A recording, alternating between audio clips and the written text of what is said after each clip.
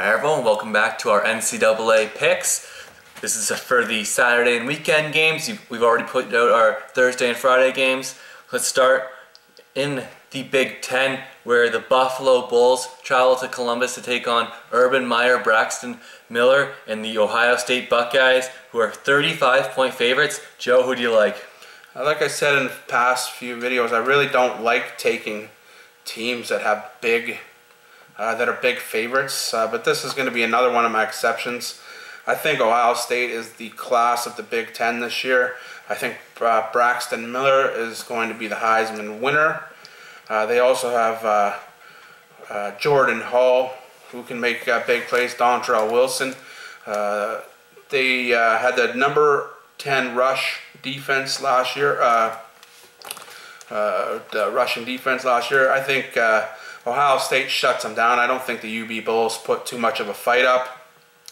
It's just going to be a matter of how quick the score gets elevated, how much of the starter is going to play for OSU. But I'm going to take OSU to cover the 35. I agree. I think you have to take the Buckeyes. Buffalo's never been a good team. They've had, what, 1 or 2 winning seasons in the past 40 years.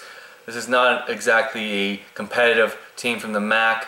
I'm going to take Braxton Miller. He's got his 3 top targets back, 35 points. I think they win by at least 40. They could win by 42 easy.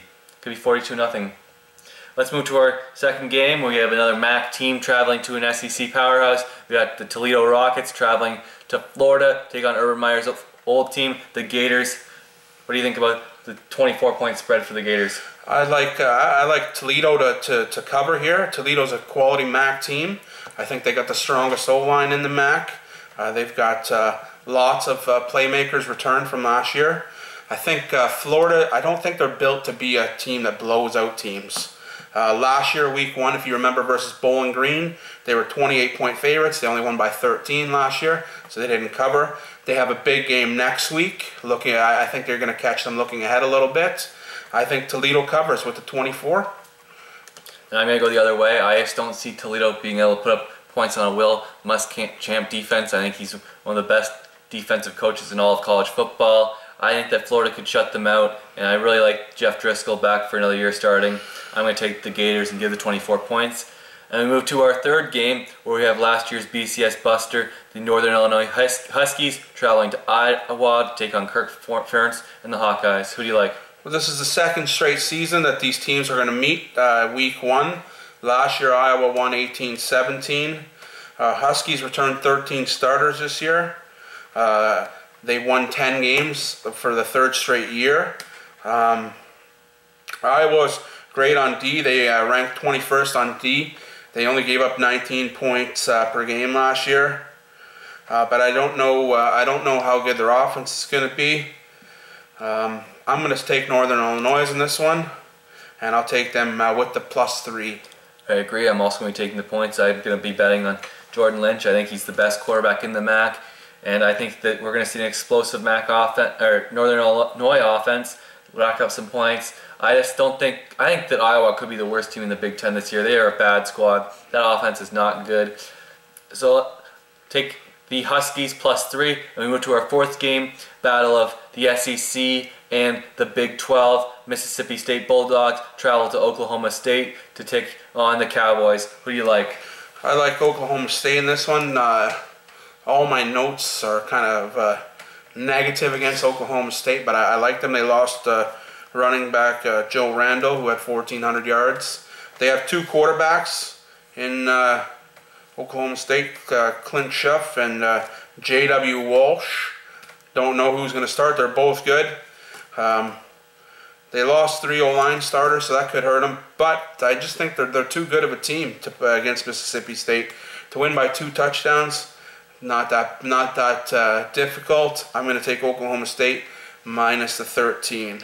I'm also taking Oklahoma State. I just think that Mississippi State, Dan Mullen's team, I think they're rebuilding. I think that you're going to see Oklahoma State, a more senior, mature team, going to be able to beat the SEC in this one. I'm going to give the 13 points. We move to our 5th game, battle of the SEC and ACC at the Georgia Dome in Atlanta. It's the Alabama Crimson Tide, the last 2 national champions, taking on the Virginia Tech Hokies. Who do you like in this one? This is maybe an easy pick as I think I can make. Alabama returns almost every statistical starter, statistical leading starter from last season. They lost Eddie Lacy, but he's going to be replaced by T.J. Yeldon, who I think we both agree could be even better than Eddie Lacy was. A.J. McCarron is back. They just have so much firepower. I think they have a stout defense. I think they win this one going away. I'm taking Bama minus the points. My big question about Alabama is replacing 3 stars in the offensive line. You lost 2 first-round picks in G.J. Fluker and the guard Chance Warmack. You also lost your center from last year, Barrett Jones, and 4-year starter. But you just can't bet against Nick Saban. And 20 points, I don't like Logan Thomas. I don't like Virginia Tech. I'm giving the 20 points and taking Alabama. I think they could easily win by 40 points. We saw them blow out Michigan last year, and Michigan was a better team than Virginia Tech was if you compare the two. So I'm going to take Alabama. And we move to another ACC-SEC battle as the Georgia Bulldogs travel to Clemson to take on the Tigers and Taj Boyd. I think this is the game of the week. It's the Saturday night primetime game. Georgia's won 8 in a row as a road favorite, and we have them coming in at -2 here. They got 12 starters back. They went 12-2 last season, 8-6 versus the spread. They nearly beat Alabama in the SEC championship game last year. They ended up beating Nebraska in the Capital One Bowl. Quarterback Aaron Murray returns. He's also got 5 offensive line starters return. That should hold up well for the running back. With Clemson, they got 12 starters back, 6 on O, 6 on D. They finished 11-2 last year. They upset LSU in the Chick-fil-A Bowl last year. We talked a little bit there about Taj Boyd. I think he's going to have a big year. He's got Sammy Watkins back. I think the key to this game is it's being played in Death Valley. Clemson's tough at home. I'm taking Clemson plus the 2. I'm going the other way. I'm taking Georgia, and I think this really comes down to who do you like more, quarterback, Aaron Murray or Taj Boyd. I think that Aaron Murray is probably the best quarterback in the SEC. I'll take him over A.J. McCarron. But then you have to look at the 2 backs that the Bulldogs have. They were great as freshmen. You have to think they're just going to get better as sophomore. That defense, I think, is much better on the Bulldog side of the ball than Clemson. So I'm going to give the 2 points with the road Georgia Bulldogs. As we move to what I think is the game of the week, LSU traveling to Texas Christian University to take on the Horned Frogs, and it's a 4.5-point spread. One thing we should know about this one, I think it's a neutral site. They're playing at a Cowboy Stadium. LSU is going to return 8 starters this year, 4 on O, 4 on D. Top 2 running backs return. Top 4 wide receivers are back. The quarterback got good rating last year. His name escapes me. 59%, 12 TDs, 7 interceptions, 2,600 yards though. The quarterback for TCU is back after a year off. They got 7 returnees coming on offense back. A 7-6 record last year. They lost to Michigan State in the Buffalo Wild Wing Bowl. But I think LSU is a pretty tough team this year. Even though it's neutral site, 4.5 points isn't a lot of points. I like the ranking with LSU. I'm going to take LSU to win this one by the points. I'm going to take TCU. I don't like Zach Mettenberger for the Tigers. I just think he was horrible in big games last year. We saw that against Alabama. We saw that in the bowl game. I really like Casey Patchell, who was suspended for most of last year following a DUI. He went to rehab, he's back, but he was fantastic in the early season before he was suspended. I think he could be the best quarterback in the Big 12 if he plays the entire season. He could be a dark horse for the Heisman. I'm going to take the 4.5 points. I think TCU could even win this game. I think that LSU's lost 9 starters last year to the NFL draft, so I'm going to take the Horned Frogs. I think they might win, but I'm just going to take the 4.5 points. As we move to a battle of the Northwest, we got the Boise State Broncos taking on Steve Sarkisian and the Washington Huskies. I like Boise State in this one.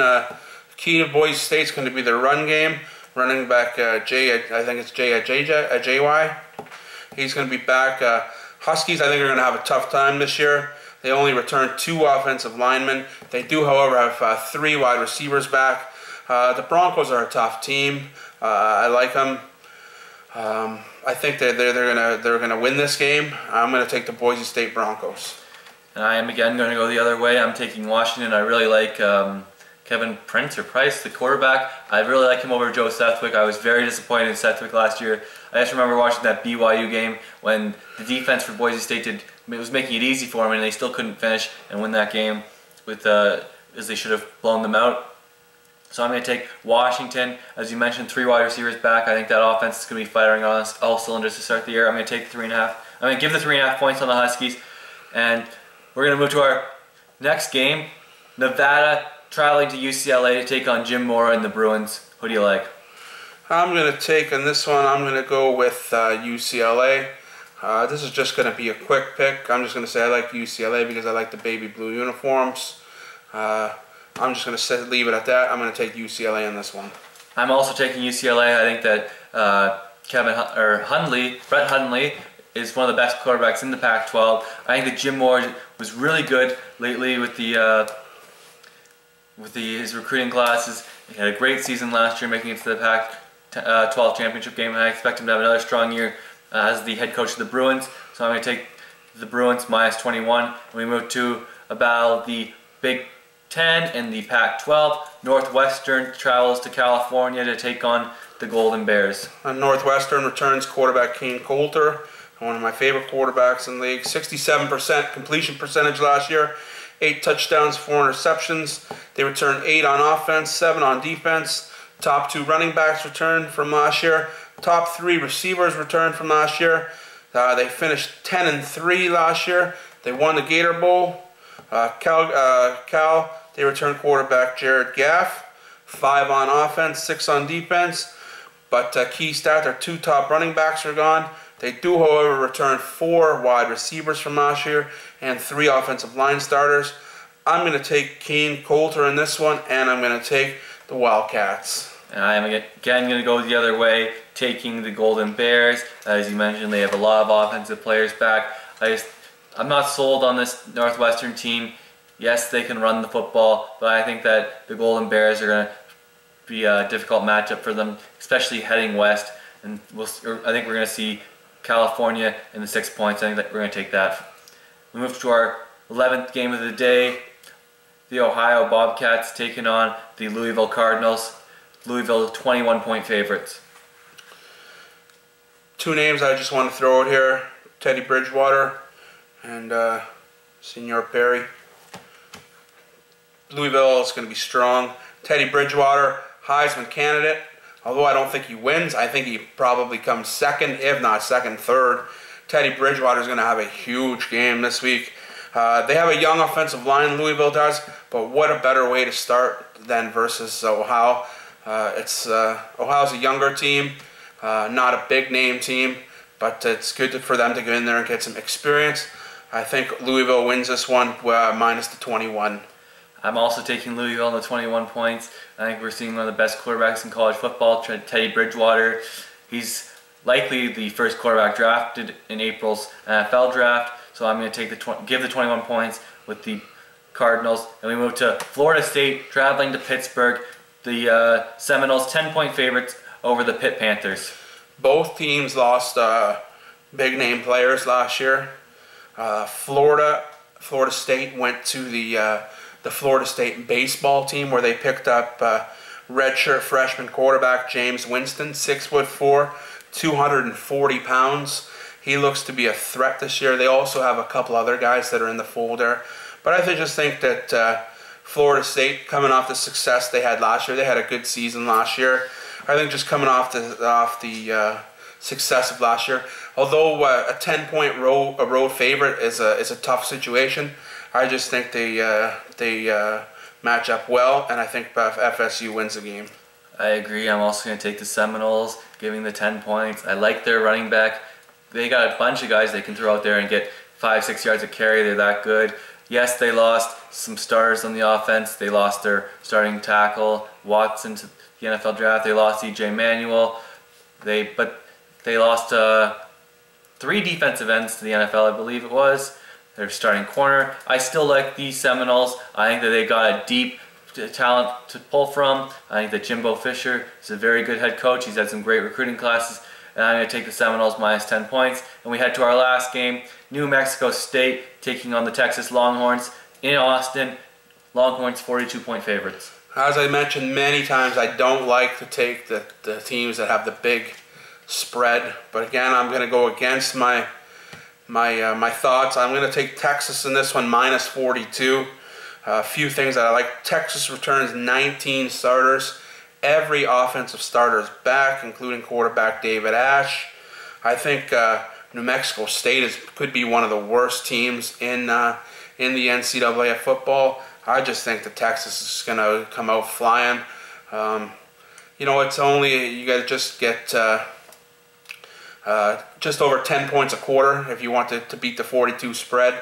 So I think that's easily done with Texas. Again, the one thing that worries me though about the big spread, once you get the big lead, how long do you keep your starters in for? Once your starters go out, is your backups going to be able to put up the points? 42 points is a lot. I think they're going to have a 35-point lead around halftime.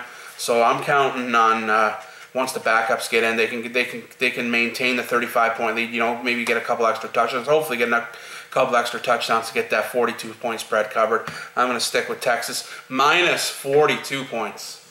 I'm also taking the Longhorns. I just don't see how New Mexico State can score many points. Yet, in your point about backups, are we sure that the Texas backups aren't better than the New Mexico State starters? That's a good question as well. And then we have to look at Texas had some of the best recruits at running back come in, so I think that they're just going to run all over New Mexico State. I think that we're going to see. I think it's going to could be covered by halftime, and I don't think that there is going to be much drop off from the Texas starters to backups. I think they're still going to be better than the New Mexico State players. So I think that Texas covers this one easily. And that was our picks for the first week of college football. Hope you liked the video. Comment, subscribe, like the video, share it with all your friends, and we hope to hear from you.